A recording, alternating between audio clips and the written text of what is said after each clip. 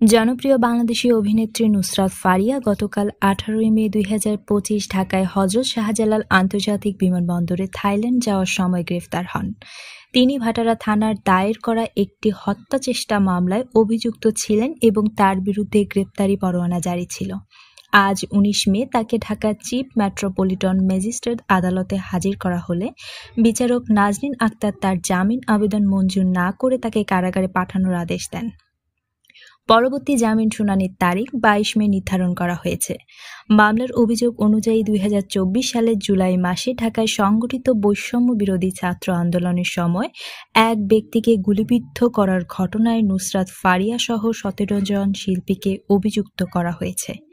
অভিযোগপত্রে বলা হয়েছে, তিনি আওয়ামী লীগের অর্থ যোগানদাতা এবং সংসদ সদস্য পদপ্রার্থী ছিলেন। স্বরাষ্ট্র উপদেষ্টা জাহাঙ্গীর আলম চৌধুরী সাংবাদিকদের জানান, নুসরাত ফারিয়ার বিরুদ্ধে মামলা থাকায় তাকে গ্রেফতার করা হয়েছে। তিনি আরও বলেন, তদন্তে নির্দোষ প্রমাণিত হলে তাকে মুক্তি দেওয়া হবে।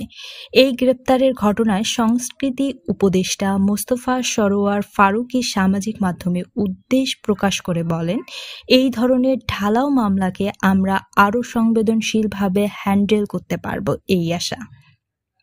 নুসরাত ফারিয়া সম্প্রতি মুজিব একটি জাতি রূপকার চলচ্চিত্রে সাবেক প্রধানমন্ত্রী শেখ হাসিনার ভূমিকায় অভিনয় করে ব্যাপক প্রশংসা অর্জন করেন।